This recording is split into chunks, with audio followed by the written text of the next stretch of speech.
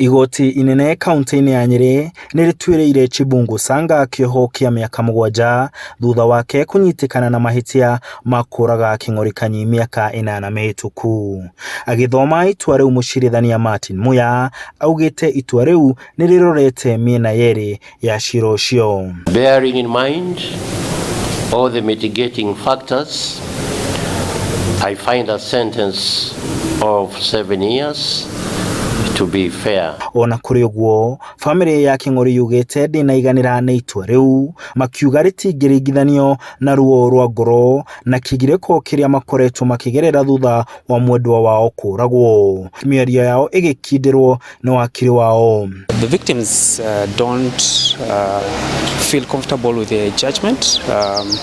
In essence, they're saddened after an 8-year wait for justice. And it's been really traumatic on the family. Maugĩte maratanyaga itua rĩa iherithia iritaritũ, makiuga itua rĩa kĩoho kĩa mĩaka 7 rĩtirakinyanĩria kĩhoto kĩa mwendwa wao. Itua rĩa igoti tũtinaiganĩra na itua rĩa igoti. Gĩtũmi kĩng'ori ti mũici wa ngũkũ atĩ mũndũ ũcio no he mĩaka 7.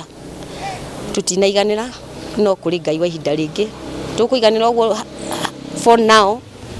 Tukimenyaga ni ata tugũthiĩ na mbere tunyitanĩire na arĩa tũrutithanagia wĩra nao. For more punitive kind of sentence, probably maybe life imprisonment or a few more years, given the nature of the killing, the circumstances. Maugĩte nĩmekũmenyekana nĩmegũkorwo magĩcokia cira ũcio riko ũrĩa ũkoretwo ũgĩthiĩ na mbere kwa ihinda rĩa mĩaka 8.